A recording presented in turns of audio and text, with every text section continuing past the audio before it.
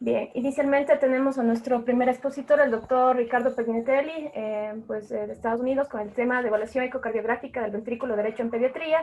El doctor es profesor asociado al hospital Texas Children's Hospital con Baylor College of Medicine en la rama de cardiología pediátrica y actualmente es el presidente de la Sociedad de Imágenes Cardiovasculares de la Sociedad Interamericana de Cardiología, conocida como CICIAC.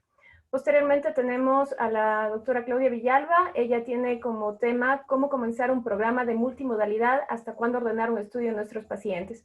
La doctora es cardióloga infantil, es médica del staff del Servicio de Cardiología y del Departamento de Cardioimágenes del Hospital de Pediatría Garrahan. Nuestro moderador, el doctor Carlos Ortega, el doctor es cardiólogo clínico. Él actualmente se encuentra realizando un fellow de resonancia magnética y tomografía cardíaca en el Instituto Nacional de Cardiología Ignacio Chávez en la Ciudad de México y pues es médico tratante del Hospital José Carrasco de Arteaga acá en la ciudad de Cuenca, en Ecuador. Y pues permítame presentarme, soy Valeria López, soy cardióloga pediatra, soy ecocardiografista pediátrica, me formé en el Hospital Infantil Federico Gómez de la Ciudad de México con el aval universitario de la UNAM. A continuación, doy paso pues, a nuestro primer invitado, el doctor Pignatelli. Sean todos bienvenidos. Muy buenos días. ¿Se me escucha? Sí, doctor. Muy buenos días. Es un honor para mí estar de vuelta con la Sociedad Ecuatoriana. Agradecer a muchísima gente y amigos sobre todo. Creo que el doctor Diego Serrano, gracias por permitirnos al grupo de cardiología pediátrica estar con ustedes y compartir nuestra experiencia. Lo mismo Carol, que ha sido un board sumamente activo en CICIAC representando a Ecuador y por lo cual se lo he dicho siempre y lo digo públicamente, estamos muy agradecidos por el avance de las imágenes en Ecuador. Agradecer a todo el mundo por estar estas horas con nosotros. Y yendo un poco al tópico que se me encomendó fue un poco cuál es la evaluación del ventrículo derecho. Creo que esto, si la pregunta hubiera sido cuál es el mejor método para evaluar el ventrículo derecho, yo creo que no habría ninguna duda y estos pacientes irían directamente a nuestra colega Claudia porque MRI es el método preferido, el gold standard para evaluar el ventrículo derecho. O sea, que todo el mundo sabe volumen y función del ventrículo derecho. Cuando se empieza a dilatar, probablemente es el marker o cómo empezar a seguir estos pacientes cuando se va a empezar cuando se empieza a pensar en replacement de la válvula pulmonar. Antes se decía que necesitaba estandarización, que había variabilidad en las mediciones. Yo creo que todo esto ya ha pasado, no es que se ha estabilizado, la nomenclatura es estable, se ha llevado a un acuerdo cómo medir, y yo creo que definitivamente es la técnica más precisa y en la que muchas decisiones clínicas y de manejo de los pacientes se hace basado en esta técnica. Ahora, también tenemos que, y por eso que yo creo que Claudia está acá, hay lugares en el continente nuestro que no tienen la opción de un magneto o no tienen opciones de un manejo constante y poder pedir estas imágenes. Y es por eso que yo creo que ECO tiene una función importante. Y este es un trabajo muy bueno que hizo Mark Frederick en Toronto, en donde uno se pregunta básicamente qué pasa si uno no tiene tantos magnetos en una ciudad o en un país. Entonces, partiendo de la hipótesis que resonancia es una opción limitada, habría que ver qué es lo que predice, por lo menos cuáles son los volúmenes en un paciente por debajo de unos umbrales clínicos. En esa forma uno podría decir hasta este punto voy con eco y después requiero otro tipo de imágenes. Porque, como lo dije anteriormente, la realidad en nuestro continente es que a lo mejor no se no hay tantas opciones de los magnetos. Entonces se decidió que, y ellos deciden, que haciendo una indexación del ventrículo derecho a body surface area, del área en diástole del ventrículo derecho, eso podría ser de muy, muy buena utilidad para manejar estos pacientes. Se dice que cuando uno llega a 20 centímetros por metro cuadrado, tiene un 100% de especificidad cuando los volúmenes están aumentados, y eso ayudaría muy mucho a cómo seguir estos pacientes. Y podría reducir el número de MRI que se requieren en estos pacientes y potencialmente ayudar al manejo clínico de este paciente y también al costo que esto nos llevaría.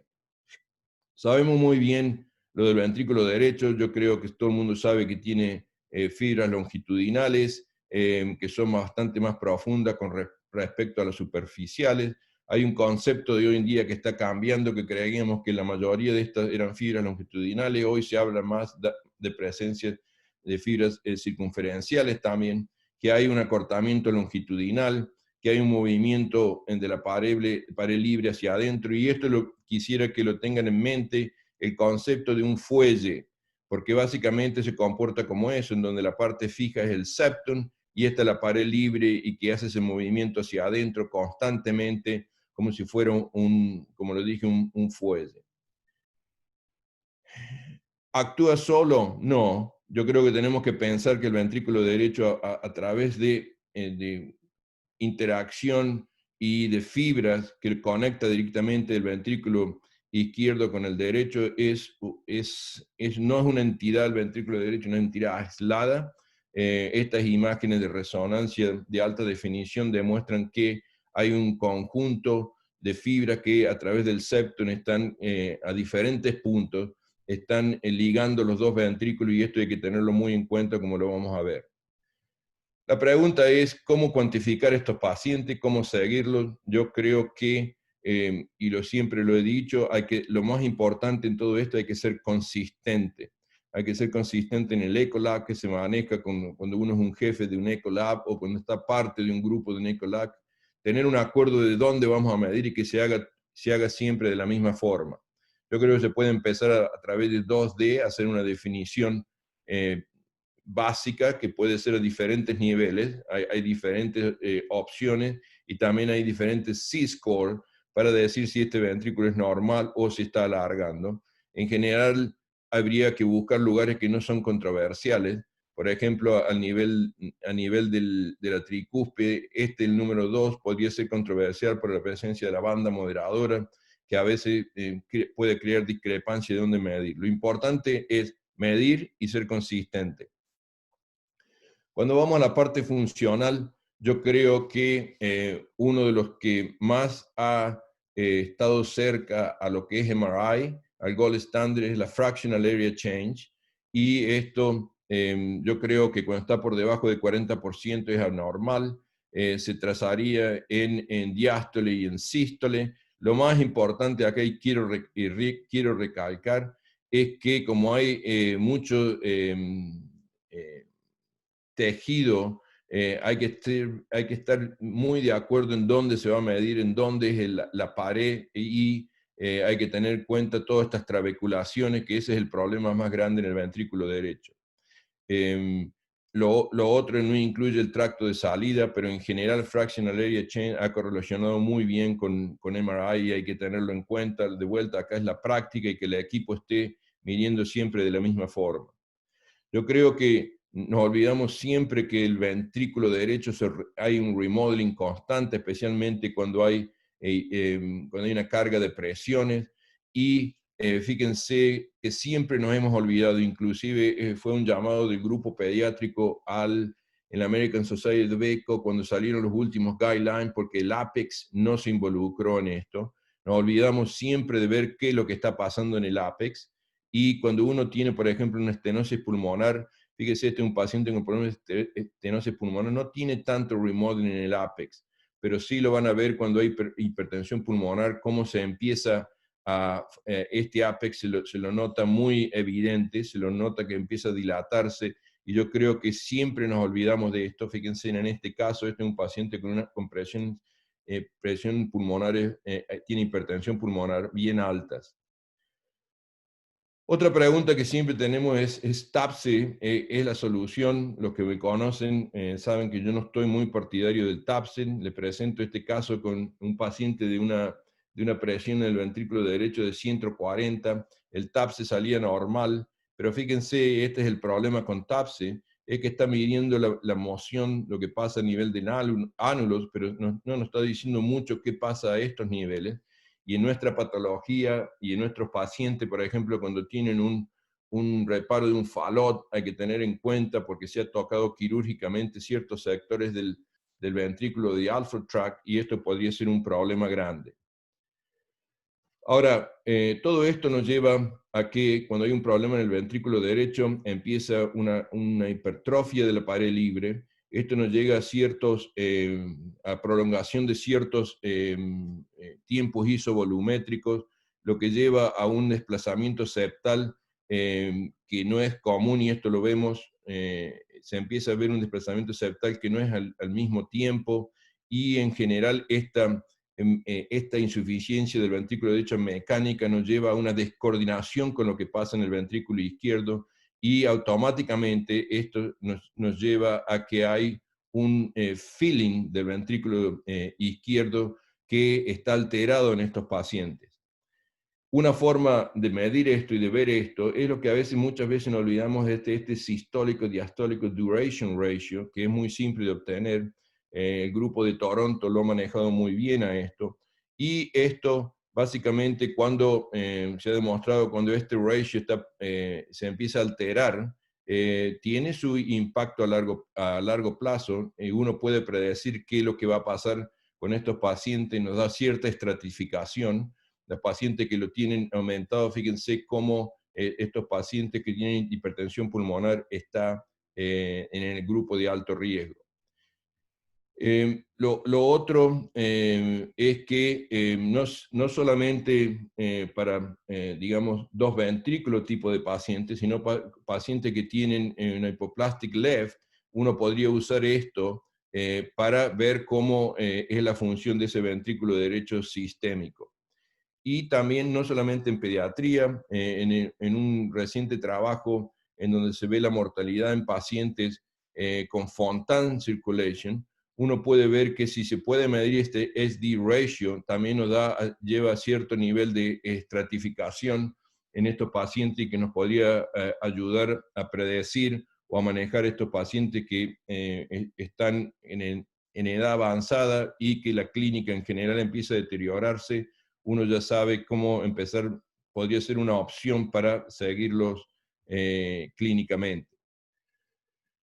Un poco de la función diastólica, y esto es un trabajo de hace mucho tiempo del grupo de Reddington cuando estaba en Brompton, en London, y que habla de este forward positive flow en diástole. Y esto yo creo que es muy importante porque nos lleva a nos da ciertos, cuando uno en el postoperatorio inmediato ve en un paciente, por ejemplo, con falot, uno empieza a decir que este paciente podría tener una estadía prolongada en la intensive care. Y lo otro que es si esto se ve en un paciente, digamos, bastante tiempo después de cirugía, esto podría decir por qué no tienen en presencia de regurgitación pulmonar y no se empieza a dilatar. Esto podría explicar el por qué, y en general esto hoy en día se ha demostrado por MRI que indica a largo plazo que hay fibrosis. El haber fibrosis de este ventrículo no se dilata, pero este es un signo temprano que se podía seguir en estos pacientes fácil, es con Doppler, y yo creo que da mucha información. Y todo el mundo está con lo de strain hoy en día. Yo creo que en los 2 últimos años, ventrículo derecho y strain se lo ha llevado a un nivel diferente. No voy a ir en los detalles básicos de qué es lo que es strain, pero todo el mundo sabe, si están en imágenes, la idea es que hoy en día speckle tracking es la forma de seguir estos speckles durante el ciclo cardíaco, y uno obtiene información global de lo que pasa en ese ventrículo derecho, pero también lo puede obtener en la pared libre, y además nos da ciertos segmentos, una descripción gráfica de lo que pasa en esos segmentos. ¿Por qué speckle tracking? Se dicen que es menos angle dependent. Mi observación es que lo más paralelo que se puede estar con el beam, mejor, más información. Y respecto al que antes usábamos un software que era dedicado al ventrículo izquierdo, pero lo aplicábamos en el derecho, yo diría que hoy en día hay dos actualizaciones o dos partes actuales que son que vamos a tener, creo que viene en la próxima diapositiva, viene cierta automatización y hay un software hoy en día que está dedicado al ventrículo derecho. Ya voy a llegar a esto. Primero quiero recalcar que cuando uno va a hacer una examinación del ventrículo derecho, hay que tratar de focalizar si es lo que se llama un RV focalizado. O sea, uno no tiene tanto interés ya en el ventrículo izquierdo, porque a veces la tendencia es hacer un 4 cámaras y que lo que sale del ventrículo derecho, bueno, lo analizo. No, en general habría que correr un poco el traductor hacia la derecha, dejar un poco, no nos interesa tanto la pared libre del ventrículo izquierdo, pero sí obtener un muy buen ventrículo derecho que se vea el apex para poder hacer una evaluación con strain. Y acá la pregunta de siempre es, ¿qué es lo que necesito? Pared libre versus global, y esas son opciones que el Ecolab tiene que decidir. En general hoy en día se habla más de investigación de la pared libre. Podemos discutir esa parte, pero están esas dos opciones. Y esto es lo que decía anteriormente, este es lo último del software, que es un software dedicado para el ventrículo derecho y que lo hace automáticamente. Y en esta última versión, fíjense que nos provee el global, pero también nos provee solamente el de la pared libre, y también provee TAPSE en la información que es automatizada. Nosotros no estamos muy de acuerdo, como dijo, que proveyera TAPSE. Estamos hablando con los ingenieros para sugerir que nos provean FAC. Pero es una opción que creo que lo vamos a tener enfrente nuestro próximamente. ¿Hay valores normales? Sí, hay valores normales. Ustedes pueden ver, como dije anteriormente, global. Estos son los valores que uno podría utilizar. Y también a nivel, como dije, de la pared libre en los 3 segmentos apical, medio y basal. O sea que valores de referencia ya existen, y yo creo que los Ecolab lo tendrían que tener a mano todo el mundo para que sirva como guía. Muchos se preguntan, bueno, pero la pared libre refleja la función. Sí, hay trabajos de varios grupos, y en esto se puede ver que cuando se lo compara a la velocidad del TR y el TVI de RVOT, que significan wedge pressure, uno puede ver que la pared, el strain de la pared libre, a medida que aumentan estas presiones intrapulmonares, uno puede ver que la pared libre, los valores de strain cada vez se hacen más flat y más bajos. En lo que nos refiere a nosotros, esto es el grupo de Toronto de vuelta. Estos son pacientes que usando strain, y si uno ve longitudinal strain y ve cómo afecta a diferentes regiones, digamos, en la pared libre o en el septum, en pacientes controles o con estenosis pulmonar o con hipertensión, uno ve que están disminuidos, pero mucho más disminuidos están en los pacientes a nivel del septum, a nivel de la pared libre, especialmente en pacientes con hipertensión pulmonar comparado a estenosis pulmonar. Y lo mismo ocurriría en pacientes controles versus en pacientes con estenosis pulmonar e hipertensión. Se ve que el apex es uno de los primeros que se empieza y más afectado está en general en estos pacientes cuando tienen hipertensión. O sea, yo creo que Strain es un tool, una herramienta que la tenemos que tiene su curva de aprendizaje, pero es importante tenerla. Y como se puede ver en este caso, en un trabajo muy bueno y elegante de Andrea Drugalescu en Toronto también, muestra que los controles comparado con pacientes que tienen sobrecarga de volumen y los pacientes que tienen fallout, fíjense en el apex, el strain, el RV strain, cómo está deteriorado en todos los segmentos, pero mucho más en el apex. O sea que en patología pediátrica congénita, yo creo que el RV lo tenemos que manejar. Ahora, ¿qué pasa cuando el RV es el RV sistémico? Y como pasa en los pacientes con hypoplastic left heart syndrome. Para implementar este tipo de técnica en nuestra institución hay que hacer lo que se llama un trabajo de quality control, que es change of practice, el COP, y hay que demostrar de que tiene cierta utilidad.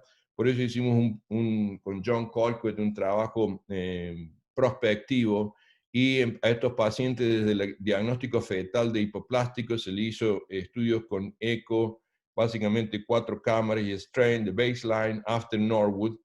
Yo creo que estamos hablando con una audiencia que entiende el hipoplástico y la cirugía, o sea que después del Norwood, antes de Glenn, after the Glenn, y a los 6 meses estos pacientes tuvieron eco y evaluación con strain en 34 pacientes con hipoplástico, de los cuales 24 sobrevivieron, 10 tuvieron un curso bastante anormal o pobre, 6 con muerte y 4 con disfunción.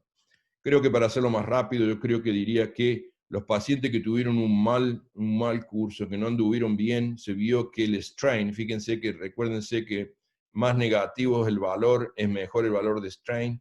Cuando se empieza a perder strain, estos pacientes en general no andan bien. Esto es un paciente que evolucionó en el tiempo. Fíjense cómo perdió no solamente el strain a nivel de 4 cámaras, pero también circunferencial, con una caída muy importante de esto. Antes se creía que todo se basaba a nivel longitudinal, hoy en día es basado en MRI, estudios de MRI, también de strain, el 3D, se demuestra que no es solamente las fibras longitudinales, sino que hay que evaluar fibras circunferenciales en estos pacientes. John publicó esto y básicamente lo hago rápido. Lo más importante yo creo de esto es que hemos podido, John está en nuestra institución, hemos podido dar un valor cut-off. O sea, uno puede decir que pacientes con hipoplástico, o sea, con un ventrículo único de tipo derecho, cuando el global strain empieza a ser menos, por debajo de menos 16, o sea, cuando estamos en menos 15, menos 14, estos pacientes hay que tener un manejo diferente, mucho más agresivo, y estos pacientes probablemente van a terminar en trasplante porque la evolución no es buena en ellos. Ahora, es solamente la función, y yo creo que esto lo habíamos pensado, el grupo de Toronto lo sacó adelante y muy bueno. No es solamente la función, es la geometría también del ventrículo que tiene su impacto.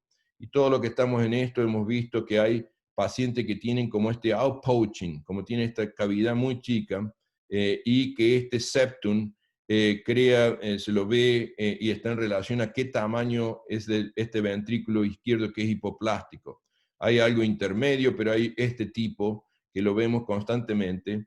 Y en estos pacientes, y para hacerlo mucho más rápido, en estos pacientes se ha demostrado que se afecta mucho más el strain, o sea, las curvas no son tan unísonas como podemos tener en valores como estos, sino que tiene una dispersión de los valores de strain, y que esto nos llevaría a largo plazo, si tenemos este tipo, lo que se llama este bulging, como esta protrusión, si tiene esto y tiene valores bajos, en general estos pacientes terminan en trasplantados o fallecidos.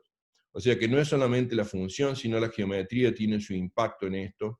Y la conclusión de este trabajo, que es también de Toronto, habla que este apical bulging no ayuda en estos pacientes, y que si hay disfunción nos llevaría a un pronóstico que no es tan bueno. Es solamente la función longitudinal. Como lo dije anteriormente, los últimos trabajos, especialmente con 3D, hablan que tenemos una función que creíamos longitudinal, hay una función radial y también hay una función anteroposterior, que en general no la tenemos en cuenta. Por eso traigo a colación lo clásico de lo que sabemos del RV, pero también hoy en día, con las nuevas técnicas, yo creo que tenemos que pensar a una evaluación diferente de estos pacientes. y se ha visto que en esta evaluación y estas funciones a través de el anteroposterior, el lateral y el radial, a medida que en el tiempo se ha demostrado, uno empieza a perder ciertas funciones en un ventrículo derecho normal y con el tiempo va cambiando, o sea que tenemos que empezar a evaluarlo de esta forma, y uno puede ver que en un paciente control estos tres tipos de motion están preservados, pero de acuerdo a la patología que uno presenta, fíjense, cuando tenemos, por ejemplo, en los casos nuestros, cuando tenemos volumen, lo que es la función longitudinal está afectado en gran caso, y hay que pensar y evaluarlo en este sentido. Y lo que es en la función ventricular, la disfunción radial tiene un impacto muy grande. O sea que hay que empezar a pensar en una forma diferente de cómo evaluar este ventrículo derecho. En general, uno puede decir cuáles son el trabajo nos determina que hay diferentes tipos de componentes de moción. Tenemos la longitudinal, radial y anteroposterior, que hay ciertos componentes que a medida que avanzamos en edad se van deteriorando, y en general la gente de cierta edad ya empieza a mostrar un patrón de disfunción diferente. Y lo otro que yo creo que en pediatría esto nos abre en un camino diferente y que lo tenemos que ir pensando.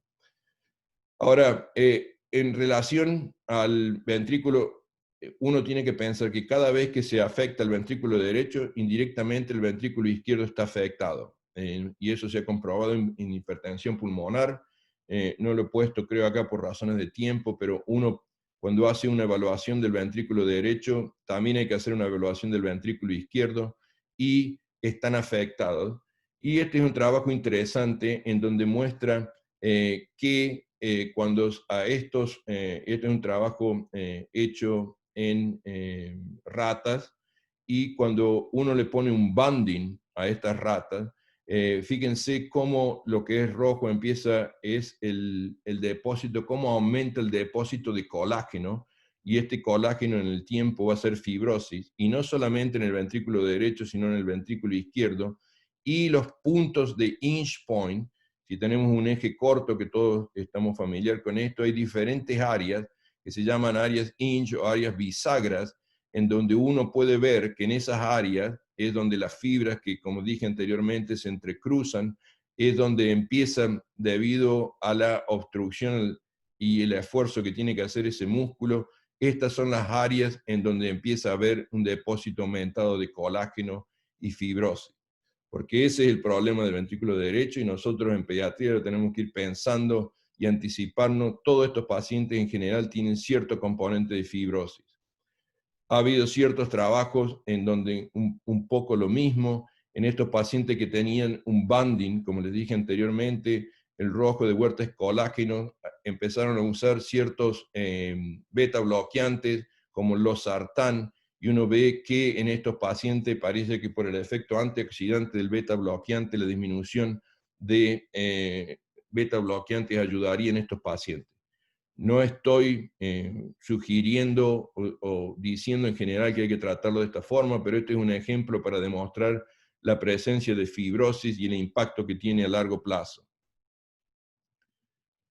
Ahora le he dado toda una idea de dónde, de cómo medir y qué es lo que usar, pero en general quisiera, y ya estoy por terminar, algo que se hizo que me pareció muy interesante en todos los Ecolab en este país. Inclusive estos son nuestros dos representantes, el grupo de Toronto, CHOP, todo esto tuvieron, uno de los, digamos, los top Ecolabs, y se vio que lo que en general se usaba para medir el ventrículo derecho, un cuestionario, y se lo vio desde el componente de volumen y función, y quiero y se le dio diferentes opciones de lo que se medía, TAPSE y ratio, pero fíjense en lo más interesante de esto, que el 99% todavía hace una evaluación cualitativa. O sea, como yo lo llamo, y me han escuchado decirlo anteriormente, a ojito. Uno básicamente evalúa el ventrículo derecho. Teniendo todas estas herramientas, todavía lo evalúa desde el punto de vista del tamaño del volumen a ojo. Y cuando uno habla de la función y un poco más detallado, 97% hace lo mismo. O sea que el punto acá, creo que hay herramientas y tenemos que olvidarnos de hacer una medición cualitativa y tenemos que hacerlo más cuantitativo. O sea que creo que el mensaje para llevarnos a la casa es que el ventrículo derecho y el izquierdo son diferentes, pero que intrínsecamente están unidos. Que la moción transversal es importante, igualmente importante que la longitudinal, y que tenemos que empezar a pensar en esa forma. Yo creo que el apex del ventrículo derecho es importante como la base, pero siempre está olvidada. Yo creo que no hay un parámetro único de eco para evaluar el ventrículo derecho. Yo creo que hay que tener un approach integral, y a esto me refiero a tener 1, 2 o 3, y todo el equipo estar en la misma forma y en la misma página de cómo se mide. Yo creo que de la geometría y de la carga y la mecánica del ventrículo derecho, todo hay que ver fijándose y tratando de ver en myocardial fibrosis, porque es donde va a terminar la mayoría de nuestros pacientes. Y yo creo que las últimas técnicas como Strain nos da ciertas herramientas que empieza a ver, a decirnos con tiempo cuáles son las conductas de mala adaptación que tiene este ventrículo derecho, y que eso nos llevaría a un manejo adecuado de estos pacientes. De vuelta, muchísimas gracias por su tiempo.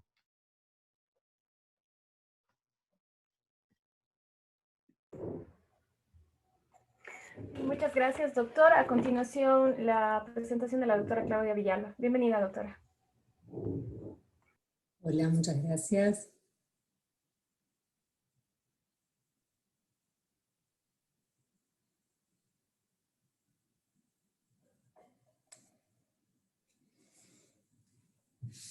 Bueno, antes que nada, igual que Ricardo, agradecer la invitación a estas jornadas. La verdad que es un verdadero honor para mí participar de estas jornadas y compartir la disertación con el doctor Ricardo. Mi nombre es Claudia Villalba, como ya me presentaron, y vamos a hablar entonces ahora de cómo empezar un programa de multimodalidad, hasta cuándo ordenar un estudio en nuestros pacientes. No tengo conflictos de intereses. A modo de introducción, decirles que la evaluación del corazón con imágenes ha sido siempre un desafío tecnológico por su continuo movimiento. El ecocardiograma Doppler color es sin duda la primera línea de estudio por imágenes de las cardiopatías congénitas, pero sabemos que tiene sus limitaciones en relación a la ventana acústica del paciente, no tan frecuente en pediatría, y a las estructuras que son de difícil evaluación, cualquiera sea la ventana del paciente, como la aorta, la pulmonar, los retornos venosos, sistémicos y pulmonares, las arterias coronarias y muchas anastomosis quirúrgicas. Por mucho tiempo el otro pilar de estudio fue el cateterismo cardíaco, pero también sabemos que es un método invasivo y que utiliza radiación. Con los avances tecnológicos de las últimas décadas, la angiotomografía cardíaca y la resonancia magnética nuclear cardíaca se han convertido en herramientas de gran utilidad para la evaluación de estas patologías y han dado lugar a la multimodalidad para el estudio de las cardiopatías congénitas. Vamos entonces a la primera pregunta de esta charla, que sería ¿cómo empezar un programa de multimodalidad? Bueno, considero que es importante para esto inicialmente hacer un diagnóstico de situación, de ver cuál es la población que uno estudia y cuáles son los interrogantes que tenemos, y en base a ello definir qué recurso en cuanto a equipo y recurso humano vamos a necesitar para dar respuesta a esas inquietudes.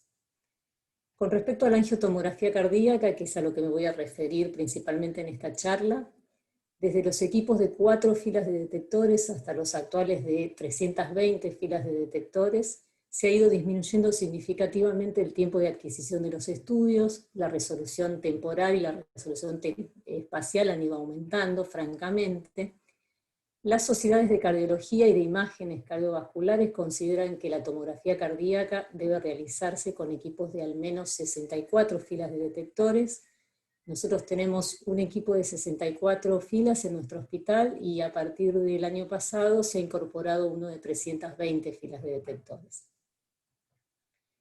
Esta es nuestro laboratorio de tomografía y este es el sector en donde comienza la actividad nuestra actividad cuando llega un paciente a angiotomografiarse. Acá nosotros tenemos un sistema de historia clínica informatizada y un sistema de imágenes en el cual uno puede analizar, una vez que llega el paciente, su historia clínica y las imágenes previas, y de esa manera definir cuáles son los interrogantes y hacer una adecuada planificación del estudio.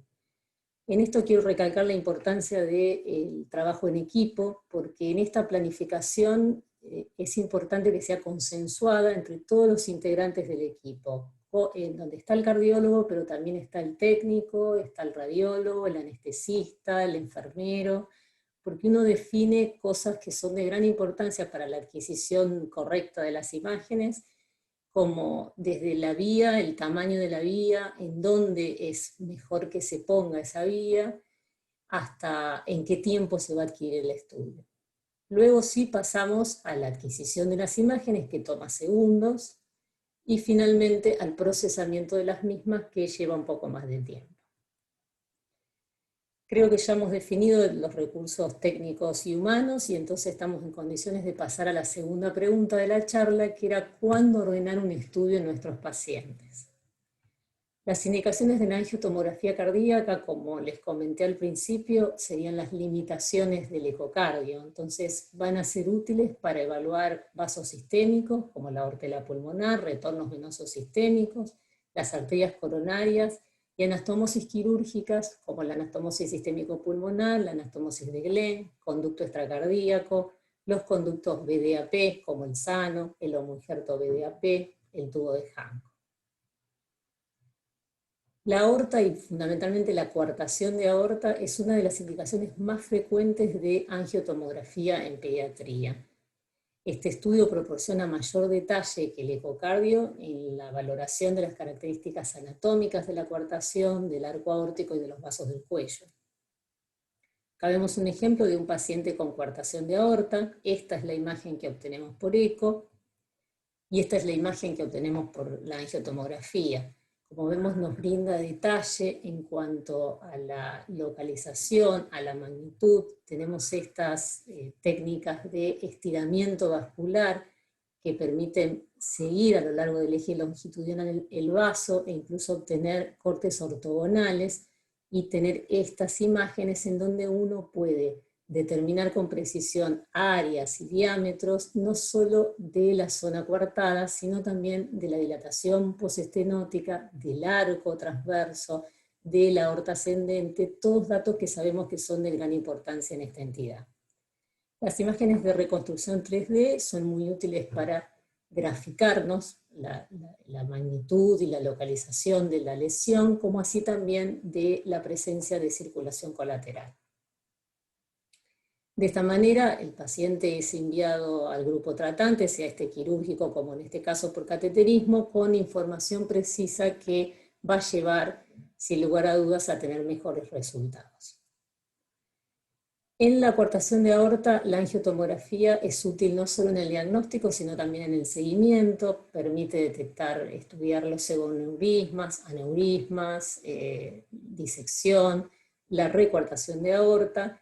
Algunas de estas cosas las podemos evaluar también por resonancia, pero el caso de la coartación de aorta tratada con stent es algo en el cual la angiotomografía es de utilidad para ver la permeabilidad de ese stent. Como vemos acá este caso, podemos ver la localización correcta del mismo y observar a lo largo del stent cómo está permeable en toda su extensión y carece de imágenes endoluminales de proliferación neointimal o de trombos.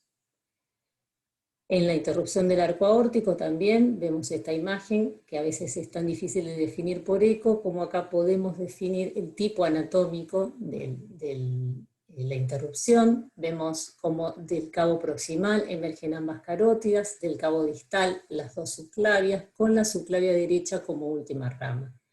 Podemos ver también la distancia intercabo, que como sabemos es de importancia para definir la estrategia quirúrgica y también un factor pronóstico de resultados en la evolución alejada.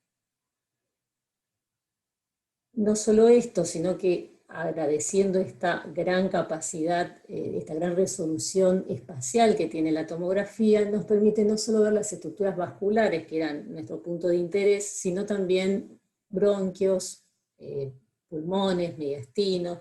Entonces, en este caso, que tenía la subclavia derecha aberrante, ¿no?, vemos cómo la tráquea no está comprometida por esa subclavia, pero sí el bronquio fuente izquierdo que queda comprimido entre la rama pulmonar izquierda y la aorta descendente. Acá lo vemos en las imágenes de reconstrucción 3D, donde sumamos la vía aérea, como la subclavia derecha aberrante no llega a comprometer la tráquea, pero sí este compromiso que les hablaba del bronquio fuente izquierdo. Los anillos vasculares también podemos definir sus características anatómicas con este método. Acá vemos cómo el componente izquierdo es el predominante y da origen a la carótida izquierda y a la subclavia izquierda, mientras que el componente derecho es más pequeño y da origen a la carótida y a la subclavia correspondiente. Otro motivo frecuente de solicitud de angiotomografía cardíaca es para la evaluación del árbol pulmonar. Este es un paciente operado de switch arterial que en la evolución desarrolla estenosis supravalvular pulmonar. Todos sabemos lo difícil que es a veces definir exactamente cuál es el sitio. Con la tomografía acá se puede definir claramente la constricción a nivel del tronco en el sitio de la sutura, que además es una lesión combinada con un compromiso del origen de la rama pulmonar izquierda, atribuible al estiramiento por la maniobra del licoma. Además, al poder reconstruir las otras estructuras vasculares, podemos tener estas imágenes de relación de las distintas estructuras entre sí, con esta peculiar disposición generada por la cirugía de Jatin y que es de utilidad para definir la terapéutica. Este es otro ejemplo de un paciente operado de tronco arterioso que evoluciona con estenosis del lomo injerto y quedaban dudas por ecocardiograma acerca de si existía o no compromiso de las ramas pulmonares. Con la angiotomografía podemos ver esta dilatación aneurismática severa del tracto de salida ventricular derecho. Vemos cómo el lomo injerto está permeable en toda su extensión, pero es un lomo injerto que es chico. El paciente se había operado recién nacido y actualmente tiene casi 7 años, y ese es el sitio de la estenosis. Y podemos ver cómo las ramas pulmonares carecen de lesión en toda su extensión, pero entendemos también por qué era tan difícil verlas por eco, por esta disposición especial tan peculiar que tienen las ramas, una superior y otra inferior. Nuevamente podemos valorar también el resto de las estructuras, como la aorta, y la relación de las distintas estructuras entre sí gracias a las imágenes de fusión. El retorno venoso, como les comentaba, es otra característica anatómica que puede definirse por este método. Acá tenemos un ejemplo de un paciente con anomalía total del retorno venoso pulmonar. Veíamos por eco claramente la CIA de derecha a izquierda y el retorno venoso. Veíamos cómo todas las venas derechas iban hacia el seno coronario, pero no lográbamos que todas las izquierdas se dirijan hacia allí, y cuando vamos a supraesternal nos encontramos con este flujo ascendente hacia la innominada. Entonces, la angiotomografía acá permitió, en unos segundos de adquisición, poder definir, esta creo que es la imagen más representativa, que es una vista posterior, cómo se trataba de una anomalía total del retorno venoso pulmonar mixta, con todo el pulmón derecho drenando en el seno coronario, al igual que la vena pulmonar inferior izquierda, mientras que la vena pulmonar superior izquierda drenaba en la vena innominada. La angiotomografía también es útil para ver los retornos venosos sistémicos, en las cardiopatías complejas, por ejemplo, como en los casos de los isomerismos. Este es un ejemplo de un paciente con leuisomerismo, situs ambiguo y dextrocardia. Vemos acá en este corte axial 2 ventrículos de buen tamaño. El retorno venoso pulmonar izquierdo hacia la aurícula izquierda, pero vemos cómo las venas derechas van hacia la aurícula derecha. El paciente ya había sido tratado previamente a los 5 meses por un Glenn, con una anastomosis de Glenn, y acá vemos cómo las venas suprahepáticas y la vena cava inferior drenan anómalamente en la aurícula izquierda. En esta instancia se pidió una angiotomografía cardíaca en este paciente para evaluar con precisión esos retornos venosos. Para eso se hizo esta reconstrucción 3D, y donde se colorean con distintos tonos las distintas estructuras, y poder ver la relación de esos retornos con las válvulas AB para poder determinar la factibilidad de tunelización de la vena cava inferior y las suprahepáticas hacia la tricúspide, con la finalidad de llevarlo al paciente a una corrección de ventrículo 1,5.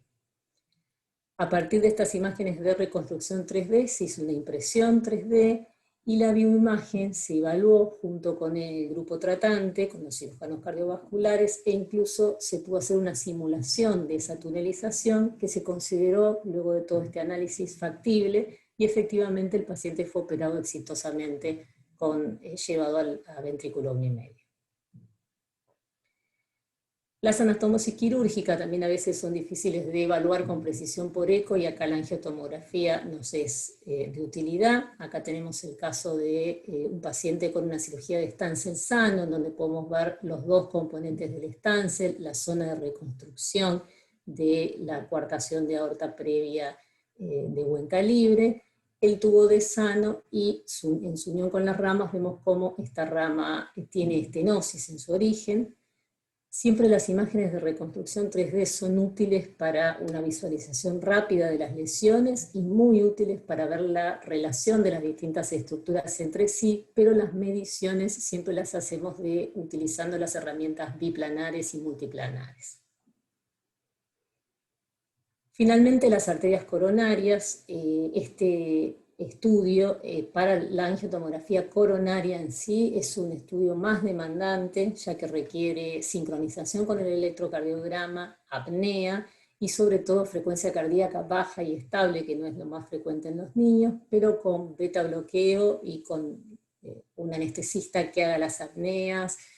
Por eso les digo la importancia del grupo de trabajo. Se puede lograr, y podemos estudiar anomalías congénitas coronarias, como en este caso, con un paciente con tetralogía de Fallot, que tenía una coronaria única, con la descendente anterior, con la coronaria derecha, perdón, que nace desde la descendente anterior, y como vemos acá en las imágenes de fusión, cruza el tracto de salida del ventrículo derecho, lo cual, como sabemos, es una información muy importante para el cirujano que vaya a corregirlo.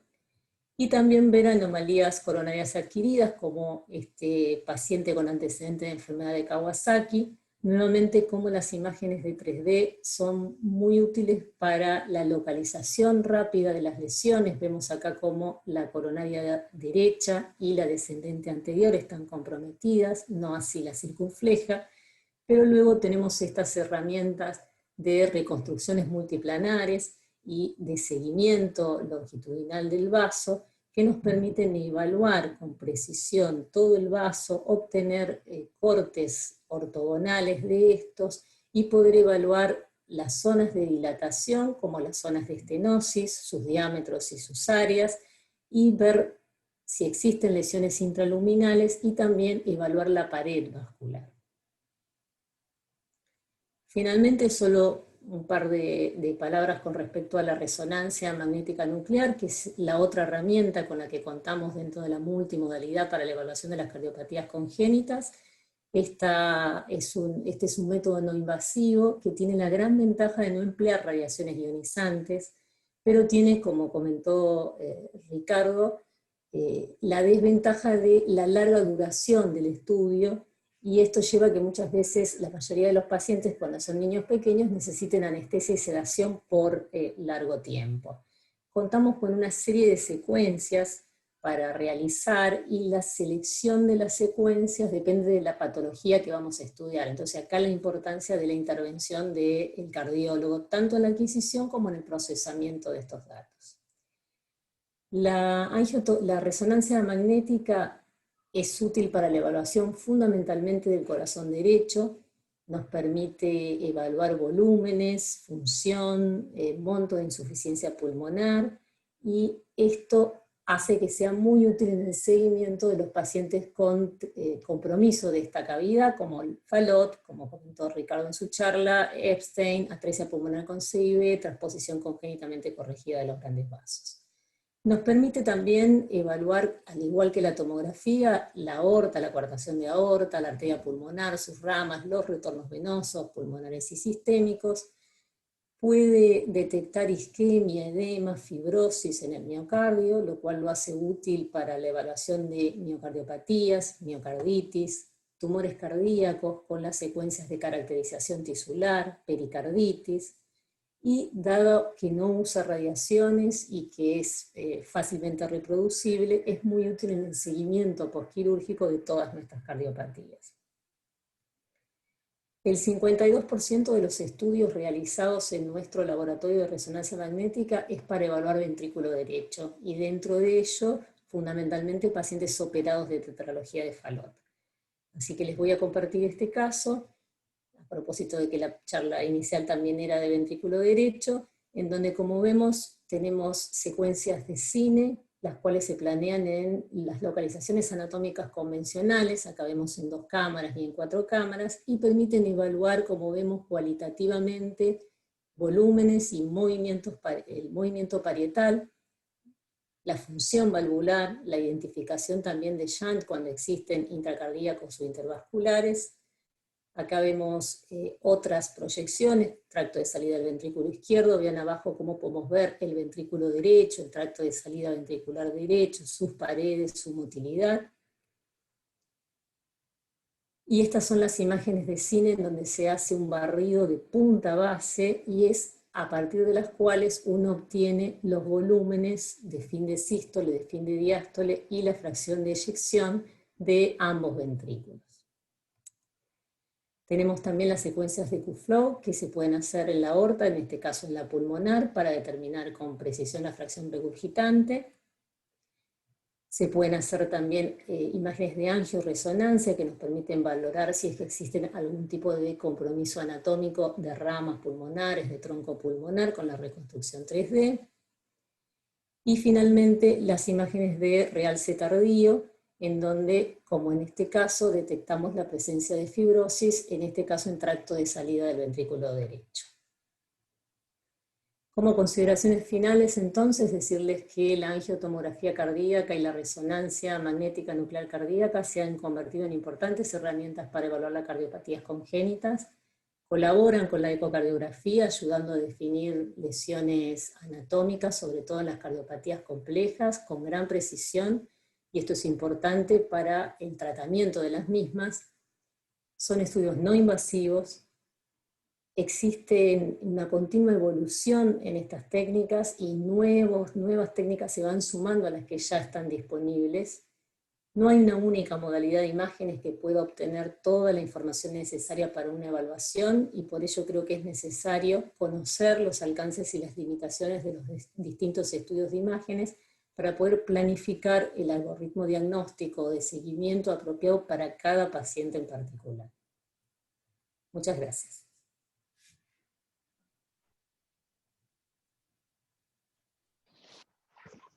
Bueno, como ya me presentaron, yo soy el doctor Carlos Ortega. Primero quería felicitar a los ponentes. En realidad es un tema que abarca muchos tópicos y de gran actualidad, sobre todo en el manejo de las enfermedades cardiovasculares, que en el último tiempo se ha visto que el seguimiento, el tratamiento ha avanzado mucho, sobre todo en técnicas percutáneas, ¿no? Felicitarles, excelentes pláticas, sobre todo muy concisas, dirigidas. Agradecer también a los colegas que nos siguen a través de la transmisión. Y bueno, nos empiezan a llegar algunas preguntas y quisiera, por honor a ellos que son los que nos merecen respeto, quisiera hacer una pregunta que va dirigida al doctor Pignatelli, de la doctora Ackerman, que nos dice, doctor, si creo que usted en alguna diapositiva ya lo manifestó, pero si podría profundizar un poco más sobre si hay algún valor de corte en el strain longitudinal de la pared libre del ventrículo derecho, sobre todo en los pacientes que tienen corazón biventricular con sobrecarga de volumen, como el Fallot operado por una insuficiencia pulmonar severa. Bueno, los valores bueno, gracias por la pregunta.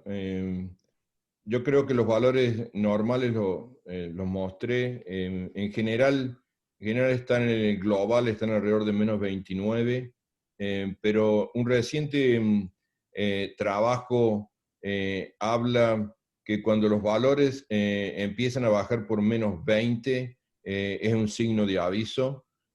O sea que cuando se hace una investigación del strain en la pared libre, yo creo que los valores cuando empiezan a bajar a partir de ese número hay que tenerlo en consideración. Muchísimas gracias. Bueno, hay varias preguntas, sin embargo quisiera realizarle una pregunta a la doctora Claudia Villalba. Si bien sabemos la realidad de Latinoamérica, no todos los centros cuentan con la posibilidad de tener todas estas técnicas de multimodalidad. Y me llamó y me gustó mucho las últimas dos conclusiones que citaba, que se debe racionalizar de acuerdo a la indicación qué método o cuáles métodos serían el abordaje, y esto gracias al avance de la multimodalidad. Ya en el último, este año, las guías ya como que aclaran un poco más el panorama sobre el uso apropiado de la multimodalidad, sobre todo en pacientes con cardiopatía congénita. Sin embargo, como le decía, no todos disponemos de resonancia, tomografía o ecocardiograma. Y sabiendo las fortalezas y debilidades de cada técnica, usted, cuando uno va a implementar un centro de multimodalidad, aparte del ecocardiograma, que yo creo que es el que se tiene en todos los centros, resonancia o tomografía, ¿cuál sería lo principal, digamos, para el abordaje de las cardiopatías?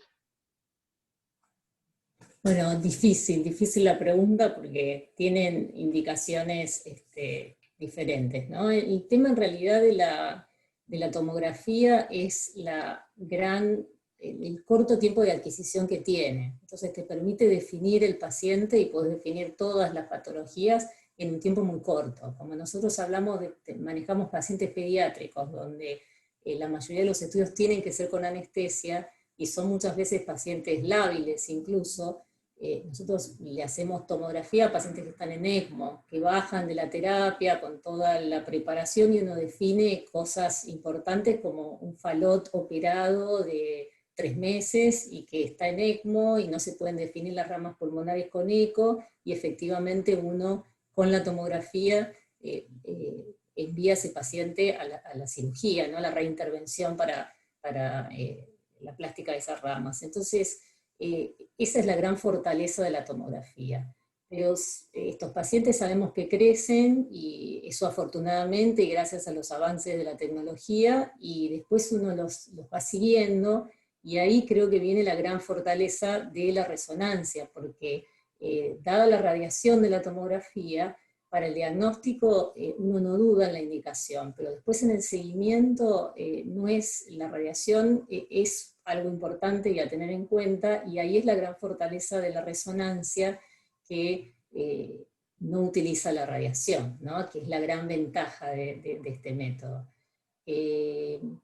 Como te digo, en nuestro centro la resonancia, la mayor parte de la población son chicos más grandes. Se hace con anestesia, pero bueno, como es 1 hora y media de estudio, 1 hora y media de estudio para la adquisición de las imágenes, eso también limita el tiempo, los turnos que vos tenés para dar.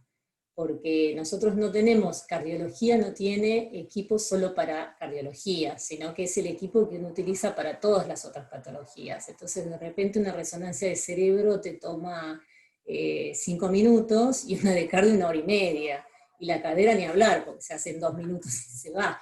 Ese es el Entonces, problema de los cardiopediatras y pediatría. claro, es una lucha feroz. Y En acá lo cambio, mismo. en tomografía no es tan así, sí, porque el anestesista no es el mismo, por eso insisto con el tema del grupo de trabajo, ni los técnicos son los mismos, porque si uno, por ejemplo la tomografía, si querés hacer algo para estudiar, no sé, la parte abdominal de aorta o venoso, es o la adquirís en venoso o la adquirís en tiempo arterial. En la cardiopatía, donde la circulación está inventada por nosotros y creada por nosotros, es muy importante la presencia del cardiólogo también en la adquisición. Entonces, esto de armar un grupo de trabajo es importante, y nada, aún así en la tomografía la adquisición te lleva 5 minutos, el procesamiento es lo que te lleva el tiempo, porque vos después te quedas procesando esas imágenes, pero ya adquiriste todo el volumen. En cambio, en la resonancia vos tenés que adquirir, y las secuencias que adquirís, todo es dependiendo de la patología que vas a ver, y tenés que ir adquiriendo una a una, entonces eso prolonga mucho el tiempo. Pero bueno, la ventaja de la resonancia de no irradiar para el seguimiento de los pacientes y para Falot, como habló Ricardo, la verdad que vos viste cómo se ven las imágenes del ventrículo derecho, y la verdad que lo que te aporta es muy importante. Muchísimas gracias. Para el doctor Pignatelli nos hacen llegar una pregunta. ¿Hasta qué edad, doctor, usted recomienda utilizar el Z-score? Bueno, lo del Z-score es una pregunta interesante en el sentido que no sé si hay una edad. Yo creo que uno tiene que recordar que el Z-score está creado basado en el número de pacientes. O sea, el Z-score es más fidedigno si uno tiene una población más grande que se la ha analizado. Y lo que pasa en pediatría, que en general lo que nos pasa a nosotros con el Z-score es que a medida que nos vamos llegando a los 18 años, los números de participantes que fueron evaluados son menos. O sea que yo diría que la información del Z-score hasta los 18 años es confiable. A medida que entran en la edad de adulto, lo que yo sé ahora, por ejemplo, es que muchos grupos están empezando a tomar las dimensiones y entrarlos en los databases para calcular el Z-score. O sea que no creo que sea tanto en relación a la edad, yo creo que es más en relación a qué confiable es el database. Por ejemplo, nosotros usamos los Z-score generados en Boston, porque sabemos que en cada grupo tienen por lo menos arriba de 100 participantes por cada edad.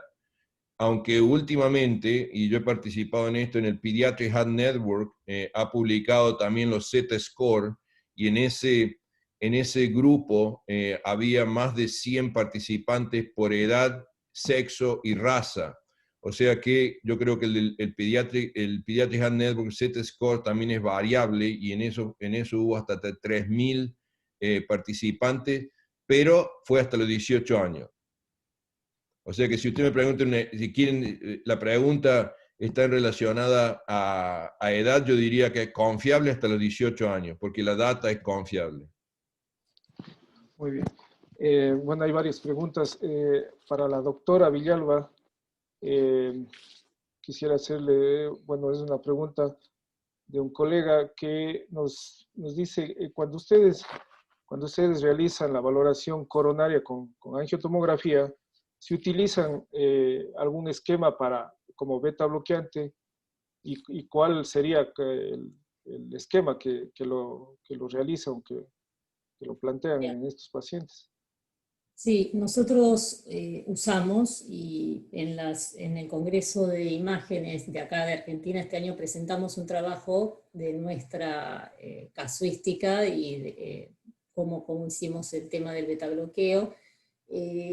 Inicialmente, si el paciente tenía una frecuencia cardíaca menor de 80, nosotros no lo betabloqueábamos, y nos ha pasado incluso que ese paciente está con 80, entra con 80, y al momento de pasarle el contraste, que es cuando uno va a adquirir la imagen, la frecuencia aumenta. Esto varía mucho igual con los distintos equipos con los que vos trabajes. Nosotros que tenemos los dos equipos, con el equipo de 64 filas de detectores, si vos no lo seteabas al estudio dentro de un rango de su frecuencia, vos lo seteás dentro de un rango de frecuencia cardíaca. Si el paciente pasaba a otra frecuencia cardíaca en el momento de la adquisición, directamente el estudio salía invalorable.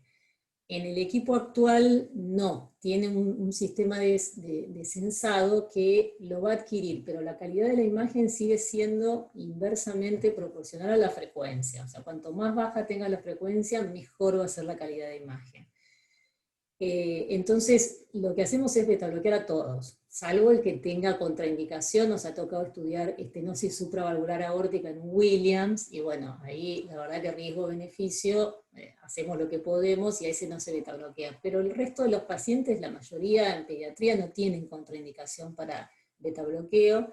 Y lo otro que también hemos adquirido con la experiencia es que en adultos se betabloquea un día con bisoprolol. El mismo día que se va a hacer el estudio se le da el bisoprolol al adulto y se hace el estudio. Y nosotros en pediatría no hemos logrado betabloquearlos con ese tiempo.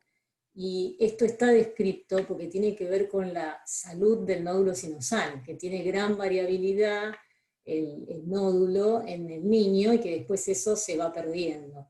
Entonces, en general, hacemos un esquema de 4 días previos de atenolol a 1 miligramo kilo día, que lo toleran muy bien. Uno le da la indicación de que tomen líquido por el tema de que pueden hipotensarse, pero la verdad que no hemos tenido ese efecto tampoco.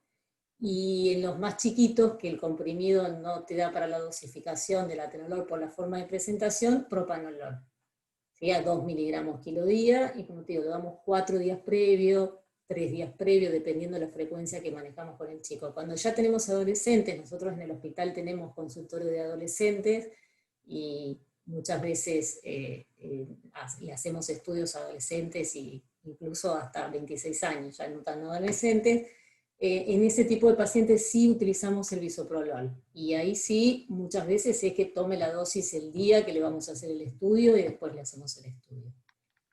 Endovenoso está descrito que se puede usar, lo hemos usado alguna vez con pacientes de la terapia, que bajan con el goteo de esmolol para hacerse el estudio, pero la verdad que muy pocas veces, y nada, esto depende también del grupo tratante. Uno esto lo arregla con el anestesista, lo charlas con el anestesista, y en general preferimos manejarnos más con la medicación vía oral.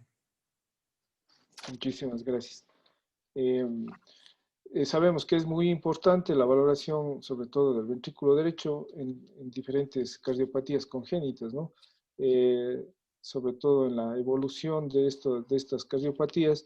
Y en ese sentido nos envían una pregunta para el doctor Pignatelli, donde nos dice que la evaluación del strain circunferencial del ventrículo derecho, ¿usted a qué nivel lo recomendaría la medición? Esa es buena pregunta. Yo diría, depende de las imágenes que uno obtenga. Yo creo, si se quiere hacer lo mismo que se hace en el ventrículo izquierdo, que es basal, medial y apical, yo creo que es muy difícil, especialmente en pacientes que tienen ventrículos derechos dilatados. Nosotros estamos en una fase de testeo, y lo que estamos haciendo por ahora, para ver la feasibilidad, o sea, qué posible es, estamos haciendo a nivel del eje corto, que el parasternal eje corto, a ese nivel lo estamos haciendo porque creemos que obtenemos parte integral basal, medial y cerca del tracto de salida. Es para ver, pero yo creo que ir hacia abajo en el apex, eso va a ser mucho más difícil ser consistente, porque no se trata solamente de hacer en un solo paciente. Uno puede tener suerte en 1, 2, 3 pacientes, pero lo que hay que hacer es reproducible en la mayoría. Y yo creo que nosotros hemos decidido hacerlo a nivel parasternal en el eje corto. Doctor, ¿qué opina usted de la valoración de la función del BD en reposo o post-ejercicio o post-estrés? Nosotros hemos probado con post ejercicio y ¿usted se refiere a strain? Sí, o sea, la valoración en reposo y post-estrés es lo que nos comenta en la pregunta. No sé si... Nosotros hemos probado, pero hay mucha variabilidad en los resultados. Yo creo, últimamente, si es un paciente, en general nosotros lo mandamos estrés por MRI. En general, eso es lo que se está haciendo. Por ejemplo, muchos de los pacientes que tenemos hoy en día, y eso es un protocolo para pacientes afectados con el PIMS o el Multisystemic COVID Infection, que hay un seguimiento, todos estos pacientes en vez de hacerlo, hacemos eco ciertas cosas, inclusive strain y medición de las coronarias y función de los dos lados, pero cuando es estrés, el protocolo los manda a MRI. Muy bien. Doctora Villalba, una pregunta que nos hacen llegar es, en pacientes que tienen una dilatación de la raíz aórtica de Marfan, ¿usted qué técnica prefiere, tomografía o resonancia? Bueno, ahí, por lo mismo que estuvimos hablando, la resonancia es el mejor método porque no irradias y probablemente ese paciente no lo va a tener que seguir, porque tenés que ir siguiendo la dilatación de la raíz aórtica en el caso de que no le indiques una terapéutica. Y bueno, va a depender también, nosotros lo que hacemos a veces con esos pacientes es hacer un estudio acotado, donde uno toma solo las secuencias para la aorta y por ahí no toda la información del resto de lo que no es un interrogante, para acortar el tiempo del estudio. Habitualmente esos pacientes, los Marfan, suelen ser chicos más grandes, que por ahí ya incluso se pueden hacer sin anestesia, que colaboran con la apnea. Entonces, la mayoría de las veces los estudiamos con rezo. Pero una vez más depende del chico en la tomo, o sea, lo podés hacer por tomo también, a eso voy, a que la factibilidad de hacerlo por tomo está, y es 5 segundos de la adquisición de la imagen, y es una de las cosas más fáciles de reconstruir, ¿no? La aorta. Pero bueno, por el tema de la radiación y que esto va a necesitar reproducirse para el seguimiento, es mejor la resonancia. Y bueno, yo creo que hay una pregunta que puede ser contestada por nuestros invitados, por los dos invitados, porque es una pregunta muy abierta y creo que es incluso muy interesante, porque lo que nos manifiestan es que con todo el avance de estas técnicas de multimodalidad, ¿en qué ha quedado el estudio invasivo? ¿En qué pacientes ustedes lo indicarían? ¿Cuál sería la limitación de la multimodalidad para enviar al momento actual a estos pacientes a un estudio invasivo, ¿no? No hay ningún hemodinamista, ¿no? Por lo que vi en los participantes, no creo. Pero no, sí, parece que hay un colega por ahí. Ah, bueno, no esperaba para ofenderlo. No, hay una indicación que sigue siendo, como habrán visto, yo no mostré, por ejemplo, imágenes de Fontan y pudiendo evaluar conducto extracardíaco, porque la verdad que no es lo que más hacemos, y es porque en esos casos uno necesita presiones. Entonces, las presiones siguen siendo evaluación del hemodinamista. Cada vez con esto de las nuevas técnicas que se van sumando a estos métodos, porque esto está en constante renovación, vamos sacando otras cosas, como en resonancia para medir el flujo incluso preferencial. Hay una serie de técnicas, pero que todavía nosotros no las tenemos. Entonces me parece que lo que uno tiene que medir presiones, y ahí también el tema de ponerse, y no es que uno le pide todos los estudios. Si el paciente va a ir es para cateterismo, porque hay que evaluar presiones, yo no le hago la tomografía para ver la anatomía, directamente va a cateterismo y es una radiación, no dos. Y después el otro, en el resto, en coartación de aorta, en lo que es para valoración de ramas pulmonares, en todo eso yo creo que verdaderamente la tomografía, sobre todo por esto de la facilidad de hacerlo, y la resonancia, como que han ido desplazando al cateterismo para el intervencionismo. Mismo a veces nosotros a una atresia pulmonar con CIB se le pide cateterismo, y de cateterismo vienen a decir, primero háganle la tomografía, dennos información, porque no es lo mismo ir al cateterismo preparados con el material que uno va a necesitar para la intervención, que no. Entonces, nosotros en un momento lo pensamos, bueno, pero si uno ya lo va a necesitar algún tipo de intervencionismo, que vaya directamente al cateterismo. Muchas veces es el hemodinamista el que prefiere tener una información más precisa, y dice, sí, yo lo intervengo, pero quiero ir con más información, porque así voy con el material apropiado para esto.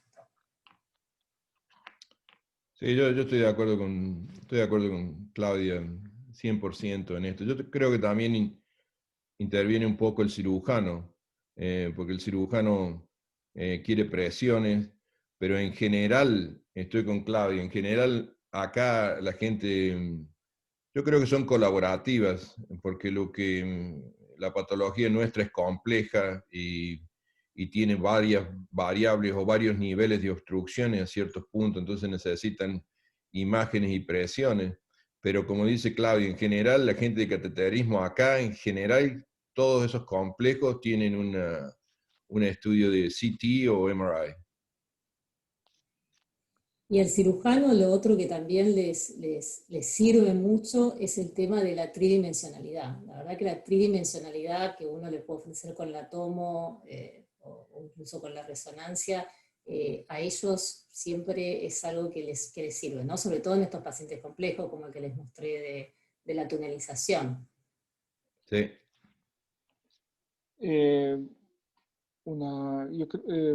Vamos a optimizar el tiempo. Yo creo que para ya ir terminando, una última pregunta para la doctora Claudia Villalba. En el seguimiento o en los pacientes para valoración de Fontan, ¿cómo planifica la adquisición con tomografía? Para sobre todo la valoración de los conductos y la fenestra, ¿no? Bien, esto es lo que te comentaba, que es un tema complicado, el del Fontan, y que nos sentamos a planificarlo, porque acá lo que es importante también es dónde uno pone la vía, ¿no? Desde la vía que habitualmente entra, y por eso es importante que esté el cardiólogo, porque si no el enfermero pone la vía en donde más fácil resulta. Uno en estos casos tiene que planificarlo desde dónde, y eso depende no solo del Fontan, sino de la anastomosis de Glenn, porque a veces tenemos isomerismo, si es doble Glenn, entonces todo ese razonamiento hay que hacerlo previamente. Y después en el tiempo que vos lo adquirís, y en esto tenemos también discusiones muchas veces con cada paciente, ¿no? Pero esto lo definimos con cada paciente. Con cada paciente tenemos discusiones con el técnico, porque cuando uno, a veces el interrogante es si tiene obstruido el Glenn o no, por ejemplo, la anastomosis de Glenn. Entonces, cuando uno inyecta el contraste, ese contraste, si yo quiero ver la permeabilidad del Glenn, por ahí lo inyecto directamente por el brazo, para que el contraste llegue directamente a la rama. Pero en el momento que uno ve ingresar el contraste, esto genera artificio y no se puede generar visión alterada o errónea de falta de relleno en algunos sectores. Entonces es mejor obtener esa imagen cuando ya se lavó, o sea, en el tiempo venoso, esperar que dé la vuelta y recién hacer la adquisición de la imagen. Nosotros no hacemos en ningún caso la adquisición automática. Cuando vos vas a adquirir, podés poner el ROI en la estructura a donde va a llegar el contraste, y cuando sense las unidades Hanfield, directamente el equipo lanza la imagen. Nosotros habitualmente la adquisición la hacemos manual. O sea, tenemos la imagen, vamos viendo cómo llega el contraste, pero para eso vos tenés que tener pensamiento previo de cómo va a ir el contraste, y uno tiene una sola imagen, entonces tiene que saber qué estructura es la que va a ver. Si yo quiero censar los Glenn, la imagen que hago es la axial a nivel de los vasos del cuello, como para ver las cavas. Si quiero observar el Fontan, lo veo más a nivel donde lo veo al tubo, ¿sí? Y nosotros hacemos como te digo, visual. Estamos viendo cómo llega el contraste y adquirimos la imagen en el momento en el que vemos que llega el contraste a la estructura que queremos evaluar. Eso también depende del equipo. En el equipo de 320 detectores la adquisición es instantánea. En el equipo de 64 tenés un retraso, un delay entre que vos tocas y se adquiere la imagen, entonces ese también lo tenés que tener pensado, como que por ahí no esperás que llegue a esa estructura, sino un poquito antes. Es todo artesanal. Todo un reto, es todo un reto, sí, en realidad es un reto que uno tiene que analizar la cardiopatía y lo que se quiere, la información que se quiere obtener, ¿no? Exacto. Nada más yo unirme a los agradecimientos y al reconocimiento a la sociedad ecuatoriana en cabeza de su presidente y de todo su comité, y sobre todo por el espacio que está brindando a la imagen cardiovascular, que en realidad está tomando mucho desarrollo, sobre todo en la valoración y en el seguimiento de estas cardiopatías congénitas que son muy complejas, ¿no? Y que el abordaje, yo creo que el mensaje final podría ser que tiene que ser de colaboración y tiene que ser un equipo multidisciplinario donde estén cirujanos, clínicos y todos los especialistas en imagen, ¿no? Gracias nuevamente por la invitación, gracias a todos por sus preguntas y por estar con nosotros en estas excelentes ponencias. Doy paso a la doctora Valeria López. Muchísimas gracias. Bueno, yo tengo dos preguntas, una para el doctor Pignatelli. Doctor, respecto a la función diastólica del ventrículo derecho, usted algo mencionó ya de la patología restrictiva, pero, por ejemplo, para nosotros eso es un conflicto porque muchas veces nos basamos en las guías de adultos, hay una guía del 2010.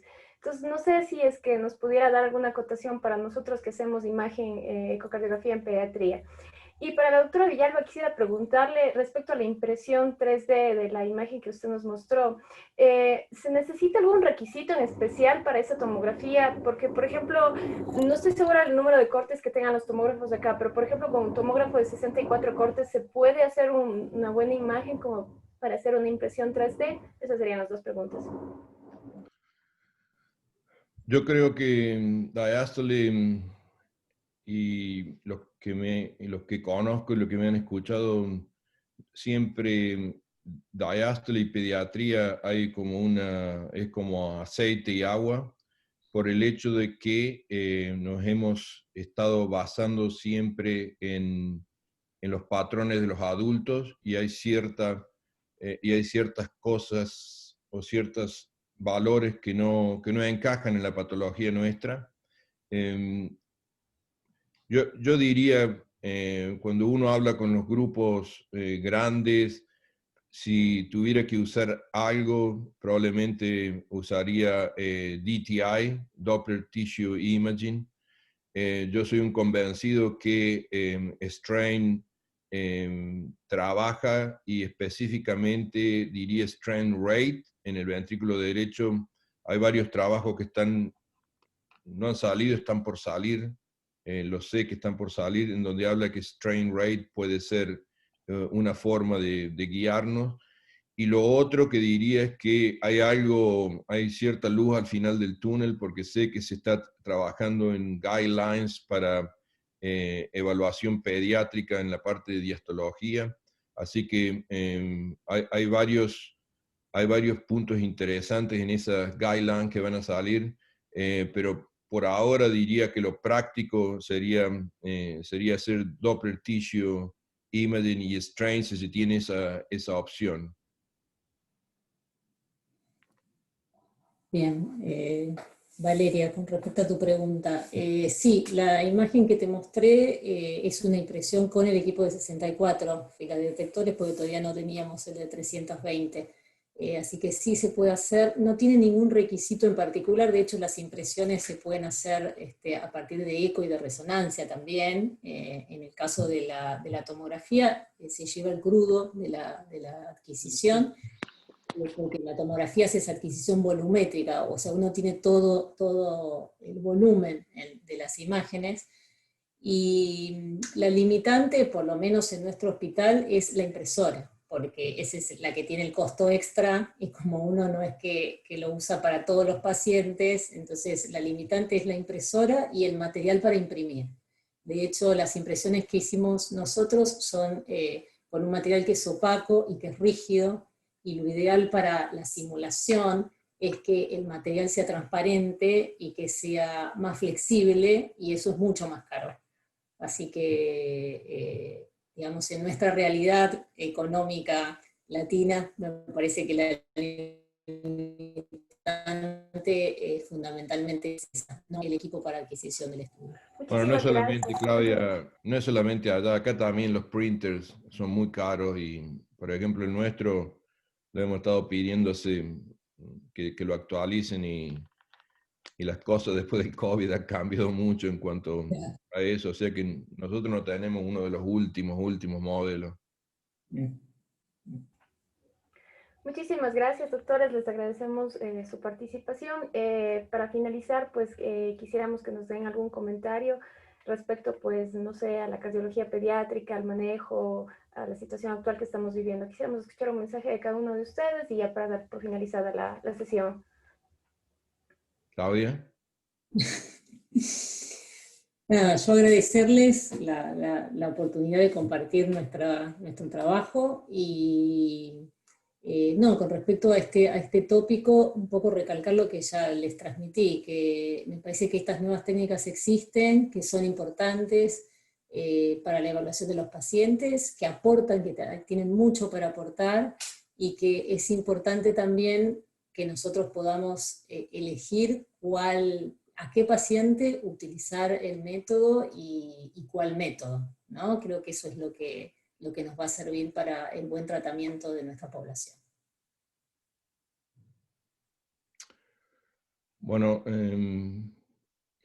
yo tendría que empezar a agradecer a Carol por el trabajo que ha hecho como board de CICIAC, una actividad constante durante su mandato. Lo otro, agradecer a Claudia por la excelente presentación en un tópico que los colegas ecuatorianos nos han manifestado un interés grande por varias razones.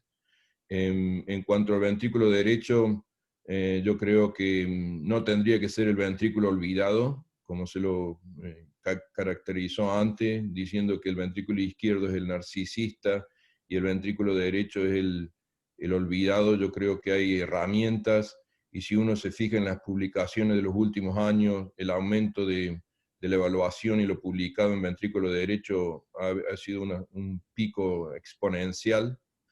Y lo último, en estos días, yo creo que hemos pasado un año muy difícil. Creo que saldremos adelante de todo esto. Les agradezco a todos por el tiempo y la dedicación en estos tiempos que son difíciles para la familia y profesionalmente.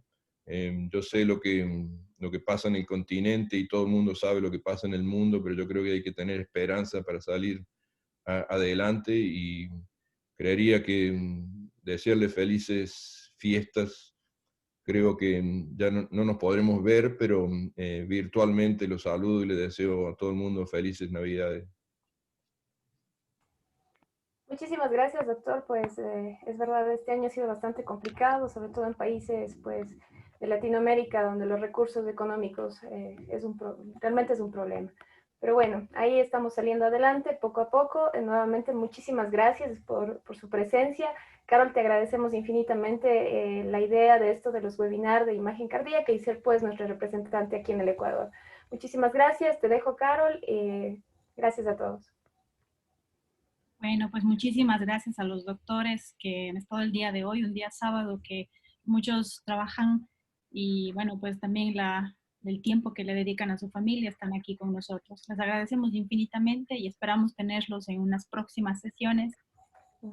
Asimismo, les deseamos unas muy bonitas fiestas, felices Navidades, y bueno, pues hasta el próximo año será. Muchas gracias. Un buen día, buen fin de semana. Hasta luego, buen día. Gracias a todos. Gracias. Gracias, Carlos. Gracias a ustedes también. Felices fiestas.